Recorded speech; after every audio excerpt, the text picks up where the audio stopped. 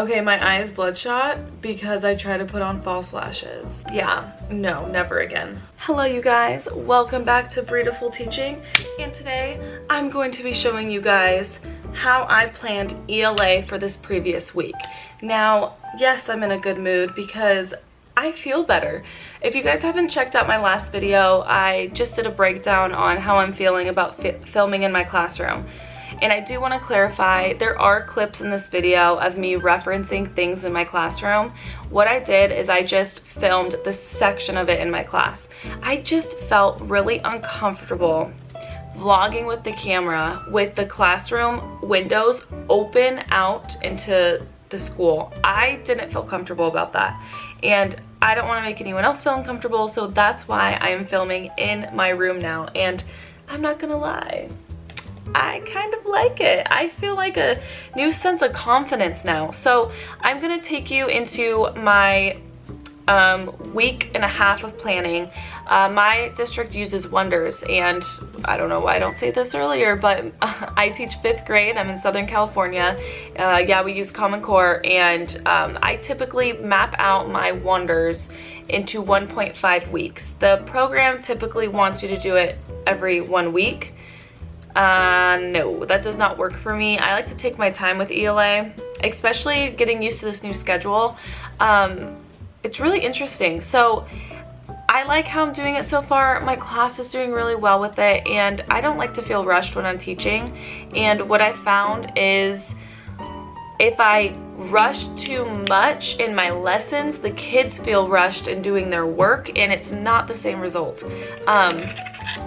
The kids feel rushed, they don't have enough time to get everything done, and I don't want that. I want to see if they actually are understanding what I'm teaching them. Without further ado, because I talk a lot, okay, we're gonna jump into it. If you're wondering about my eye look, I was playing around with makeup. I decided to do just a makeup channel. You guys can follow it along if you'd like. It's down in the description. I wanted to keep this channel strictly teaching because that's what this channel is. It's teaching, and I feel the most confident about teaching than anything else. So let me grab my TEs and a glass of water. Alrighty, so this first section is going to be ELA. ELA is English Language Development. You could do this with a lot of programs. Last year I used Journeys. This year I am using Wonders. I pretty much use the same exact setup. 1.5 days. Each story, because there's a main story, each story I always do a writing to go with. So for this first portion, I am just speaking about ELA. So on Mondays we do vocab squares, and I like to do vocab squares to open up the story. Personally, it's weird. I never really loved ELA, especially during my teaching credentialing program, but now I love teaching it. I probably love teaching it more than math. Wonders, or a lot of curriculums, come with vocab cards, and what I do is we just go through these vocab cards, and on the back there's a teacher talk, there's a partner talk, depending how we're feeling and depending if students really don't understand the word. Depends on what I choose on the back. There's always a definition back here, and an example, and there's even an ask. Then we do vocab squares for day one. They have about 45 minutes to do these vocab squares. Here is the vocab square. I hope you guys can see. There we go. So this is the vocab square. This was free on TPT. I've showed this in previous videos, but in each square it has the definition, sentence, synonym, antonym, and picture, and the word goes in the middle. It's a Frayer model. I scribbled out this section and put picture because this said antonym, this said synonym. I just combined them and made room for a picture. That's how I learn. I learn with pictures and drawings, and that's what I prefer to do, and that's what I want my students to do. Draw a picture and label it. So there are 8 words. So perfect, because there's 8 squares on this sheet. Any Frayer model will work. I just like the 4 up on a sheet, and it's just easiest for me. Day 2 is when we start in the text on our skill. Okay, so for this week's text, it's going to be cause and effect and homographs. Those are our 2 main skills of the week. I'm focusing on homographs, and I'm focusing on cause and effect. So what I do next is I print out a graphic organizer, and I always print out on color paper because it's just easier for me to keep track of. But I created this. It was 5 seconds, and all it says is cause and effect. And up here, I wanted them to remember what cause and effect meant with filling in the blank. A cause is when blank, an effect is what happens. I have not taught this lesson yet. I'm teaching it tomorrow, but I do feel like this is gonna go pretty well. Let me show you the anchor charts I use in my class. Here is the cause and effect. I went over cause, effect, the keywords, and when we wrote our sentences out, they had to use a keyword to link the two together. Here are homographs that we have not worked on yet, but this is the anchor chart for them, and this was a lot of fun to make, and I'll be using it in the future. What I do is I open with the anchor chart, I put it right on my board, we look at it, we talk about it, and we use examples, and during this time, I make sure the students are talking. I give them a good time to partner talk about the cause and effect. So on TPT, I found this for free. I will link it. If I forget to link it, someone please remind me. I found this on TPT. It literally came larger. I just put 4 up on a sheet when I printed, so I didn't have to print so much. Cause is this, so I'm just gonna choose one and write it in. It's gonna say, Mr. Gibson forgot to turn off his lamp in his office. That's gonna be the cause. Then we're gonna think of possible scenarios. What's gonna be the effect of leaving your lamp on in his office all night? What's gonna be the effect? And I'm gonna be excited to see what the students have to say. I think this is gonna be really funny. So that's what we're gonna work on tomorrow, and that's on one side of the graphic organizer. I'm doing that activity because typically I would be using a smaller book, and if you're familiar with Wonders, it's the smaller story. It's like the 3-page story in the smaller book. Now, I didn't like that story. The story was A Life in the Woods. This one. I did not like it. I was like, I don't know, this isn't like making sense to me. It's not gonna make sense to them. And I think this is way more fun. So this is more fun, and also what I'm gonna do is I'm gonna switch up the effect. We're gonna look at the effect and think of what the cause was. So for example, Megan tripped and scuffed up her favorite jeans. What could have been the cause of that effect? And we're gonna do vice versa. I always do a I do, we do, you do, and I think it's gonna be a lot of fun. So I'm doing this activity instead of the small book. Typically we would read through the small book and then use our graphic organizer, but I didn't like the story. For day 3, I'm gonna introduce homographs, and I sprinkle in homographs during ELD time. For ELD time, I take my ELL kids, I pull them in small group, and then we work on the same thing. So we're working on homographs this week. So I'm gonna give the whole class something to work on, and then I'm gonna pull small group and work with them also. We're working on homographs, like I said 20 times. And what we're gonna do with that is I have an anchor chart. We're gonna go over homographs. So I'm gonna pull up more examples of homographs, and what the class is going to do is create a homograph poster, and they're gonna have 5 days to work on this. Some of the best advice I think I could give you to new teachers is always have something for them to work on. We constantly working on a book report. It's due October 4th. Also, this they're gonna be working on all week. I'm gonna give them a really good amount of time to work on it, but they need to be diligent and get it done. So this is the homograph poster they're gonna be working on all week, and this is also counting for art. I think this is gonna be really fun. I made this in 5 seconds, so whatever. So homograph, whoosh, title. They're going to get an index card that's going to go down here, and they're going to write their homograph in a sentence explaining what is going on in their picture. So I pet my pet cat. I made it so simple just because I made it up in 5 seconds. The rules are there needs to be no white. It needs to be really detailed and pretty. We're gonna be doing the worksheets, and then the class will be working on their poster after. So we'll be doing some sorts, practice, some Kahoot, the poster, maybe some quizzes. If you guys don't know quizzes, it's really fun and the class really likes it. Go ahead and check it out. There's already games pre-made. I'll probably have them do some quizzes and then finish up their poster next week, just for even more practice. Tuesday is when we start to read the main text. The main story is Camping with the President, and it's about Theodore Roosevelt. We always talk about the essential question, and that's like something that we constantly talk about and what we do is we read it clean. We do a clean read, and I might have the students follow along off the computer reading it. I typically just Google search it on YouTube, and it's someone reading it that doesn't sound like a robot. So I dislike when curriculum has books that read to the students but sounds like robots.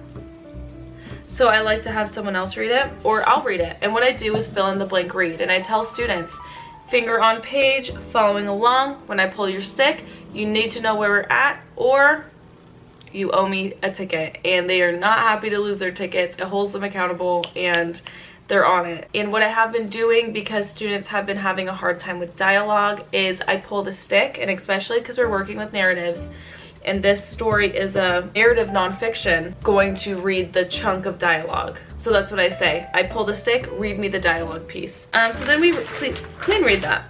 And we're done for the day. We clean read it, we look at the pictures, I ask questions out of the TE, and we really understand what's happening in the story. Or actually, no, we don't. We don't do that. You could do that. I did that with the first story, but then I'm like, taking a little too long.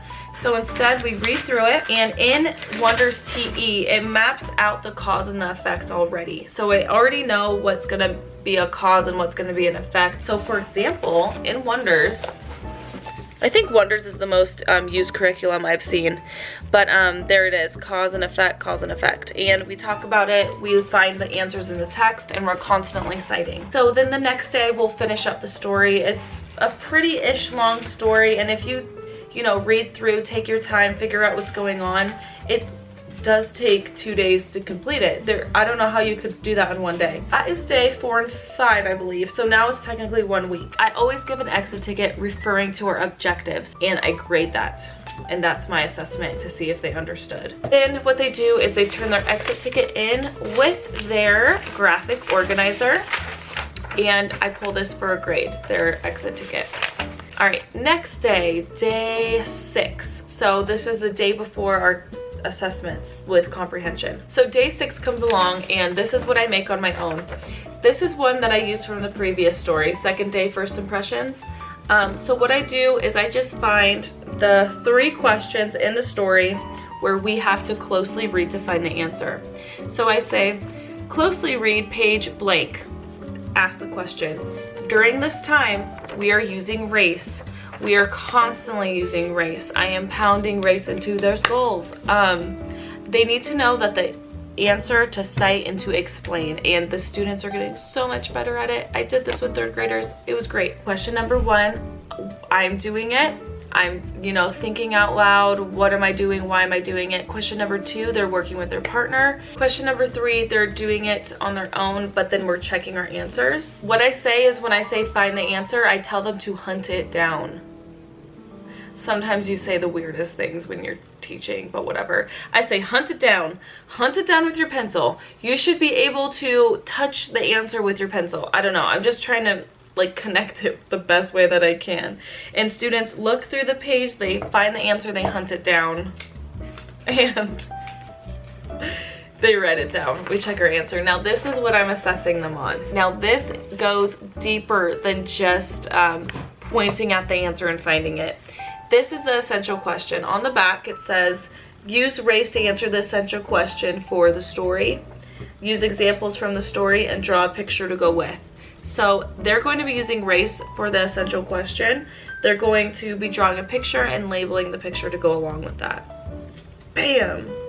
Day 6 is done. And day 7, Wonders is interesting because they don't really have assessment until the end of the unit. So what I do is a test on Google for them to take for the main text of the week. So I will have a comprehension test on walking with the president. Easy. I'll have a test on cause and effect, and I'll have a test on homographs, because that's everything that we assess. That's everything we worked on this last 1.5 weeks.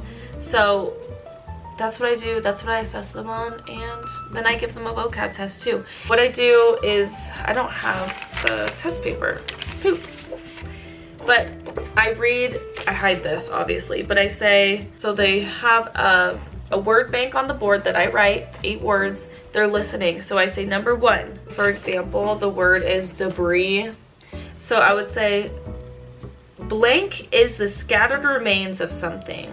So they're choosing from the word bank the blank, and then they're gonna write that word in a sentence, and it must make sense, and that's a 2-point test. That is ELA. Now, let's quickly go over writing. So the first, and I create this on my own, you guys. I go off the story and I just create it on my own.